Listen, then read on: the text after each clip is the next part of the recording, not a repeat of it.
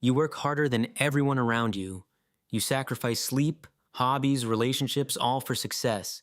But here's the strange part. The more you push, the less you achieve. And eventually, you stop feeling anything at all. This is burnout, and it's not what you think. In today's episode of the MindSpark Psychology podcast, we're diving into the psychology of burnout. This is about why the most ambitious people often end up the most miserable and what you can do about it. Most people think burnout happens to lazy people, people who don't care enough, people who give up too easily, but that's not true. Burnout doesn't happen to the lazy, it happens to the driven. It happens to the ones who care too much, who push too hard, who refuse to stop. Think about it. The person collapsing at their desk at 2 a.m. isn't someone who lacks ambition. They're usually the most ambitious person in the room. The student pulling all-nighters, the entrepreneur working 7 days a week, the employee who never says no to extra projects. These are the people who burn out. And here's the paradox. The very quality we're told to chase, ambition, becomes the thing that destroys us. Society celebrates the grind. It rewards the hustle. It tells us that rest is for the weak, that breaks are a luxury, that stopping means failing. But nobody warns you what happens when you actually follow that advice. You start strong. You feel motivated. Every late night feels worth it because you're building something.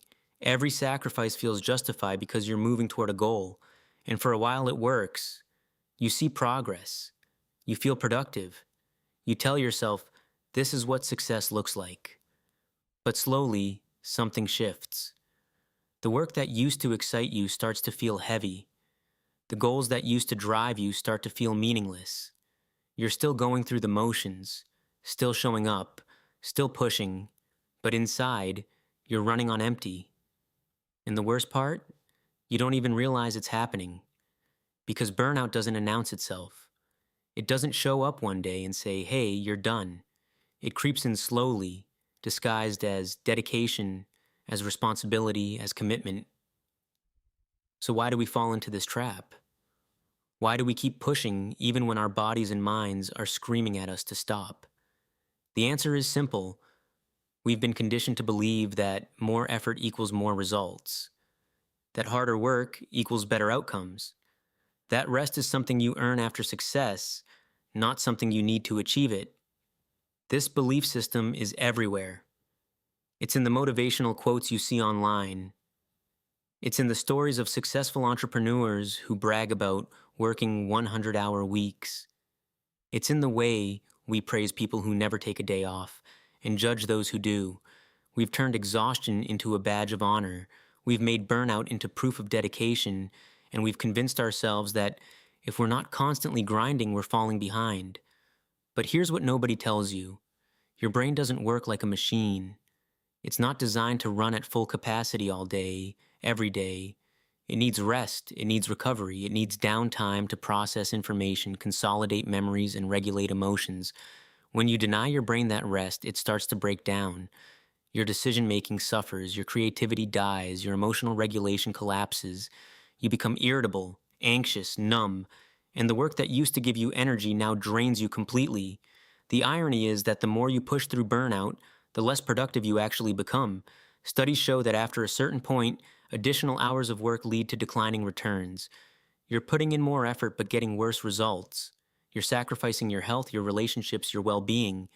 And for what? Diminishing output. But we don't stop. We keep pushing. Because stopping feels like giving up. Resting feels like laziness, and admitting you're burned out feels like admitting you're weak. Now let's talk about what's actually happening in your brain when you burn out, because this isn't just about feeling tired. It's a biological process. When you're constantly stressed, your brain releases cortisol, your body's primary stress hormone. In small doses, cortisol is helpful. It sharpens your focus, boosts your energy, helps you perform under pressure. But when stress becomes chronic, when you're never giving your body a chance to recover, cortisol levels stay elevated, and that's when the damage begins. Chronic cortisol exposure shrinks your hippocampus, the part of your brain responsible for memory and learning. It weakens your prefrontal cortex, the area that handles decision making, impulse control, and emotional regulation. It overactivates your amygdala, your brain's fear center, making you more anxious, more reactive, more emotionally unstable.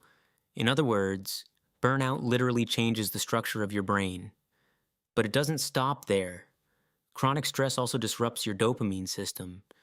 Dopamine is the neurotransmitter that drives motivation, pleasure, and reward. It's what makes you feel excited about your goals. It's what gives you that sense of accomplishment when you achieve something.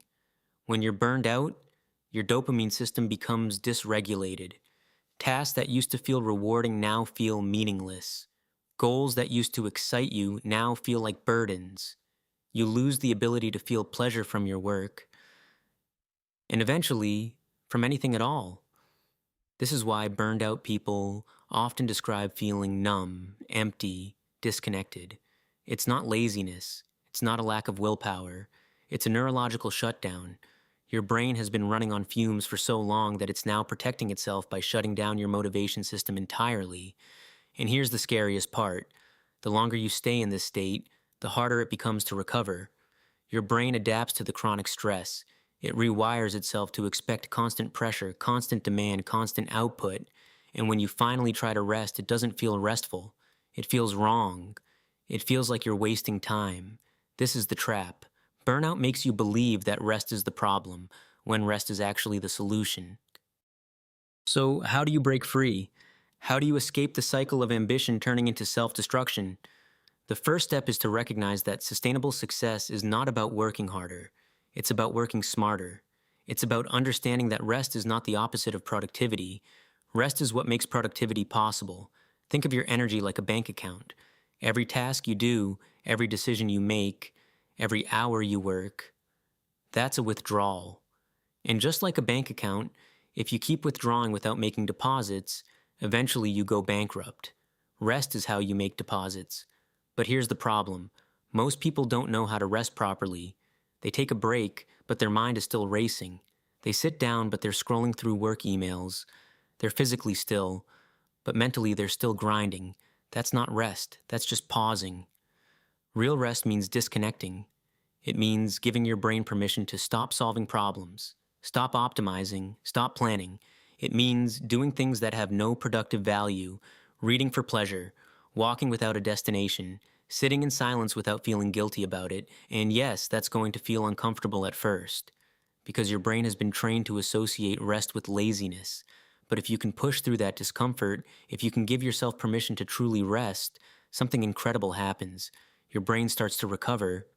Your cortisol levels drop. Your dopamine system recalibrates. Your prefrontal cortex regains its ability to make clear decisions. And suddenly, the work that felt impossible before starts to feel manageable again. The second step is to redefine what success means to you. Because if your definition of success requires you to sacrifice your health, your relationships, and your mental well-being, then it's not success. It's self-destruction. True success is sustainable. It's not about how much you can endure. It's about how well you can perform over the long term. It's about building a life where your work energizes you instead of draining you, where your ambition drives you forward instead of burning you out. And that requires boundaries. It requires saying no to things that don't serve you. It requires protecting your time, your energy, your mental space.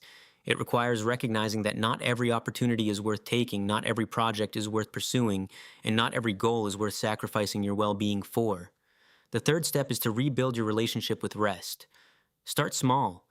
Take one day a week where you don't work, not where you catch up on errands, not where you plan for next week, but where you genuinely do nothing productive. At first, it's going to feel wrong. You're going to feel guilty. You're going to feel like you're wasting time. But stick with it. Because what you're actually doing is retraining your brain. You're teaching it that rest is not a reward you have to earn. It's a necessity. And the more you practice resting without guilt, the easier it becomes. Your brain starts to remember what it feels like to be calm, to be present, to exist without constantly striving. The fourth step is to pay attention to the early warning signs. Burnout doesn't happen overnight. It builds gradually. And if you learn to recognize the signs early, You can course correct before you crash. Some early signs include feeling cynical about your work, struggling to concentrate, losing motivation, feeling exhausted even after rest, withdrawing from social connections, and relying on unhealthy coping mechanisms like alcohol, excessive screen time, or emotional eating. If you notice these patterns, don't ignore them. Don't push through. Don't tell yourself you'll rest later. Address them now, because waiting only makes recovery harder. Here's the truth about burnout. It's not a sign of weakness, it's not a personal failing. It's a signal that something in your life is unsustainable. And the solution isn't to push harder, it's to push differently. It's to recognize that ambition without boundaries isn't success. It's self-destruction. It's to understand that rest isn't laziness. It's the foundation of everything you're trying to build. And it's to accept that sustainable achievement requires you to protect your energy, not just spend it. So if you're feeling burned out right now, if you're running on empty, if you've been pushing so hard for so long that you've forgotten what it feels like to just breathe, this is your permission to stop. Not forever, just for now. Because the world doesn't need another person grinding themselves into dust. The world needs you at your best, and you can't be at your best when you're running on fumes. So take the break, set the boundary, say no, rest without guilt. And remember, the fire that burns twice as bright burns half as long, but the fire that burns steady, that takes time to rest and refuel, that burns for a lifetime, that's the fire worth building. Thanks for listening to MindSpark Psychology. Take care of yourself, and I'll see you in the next episode.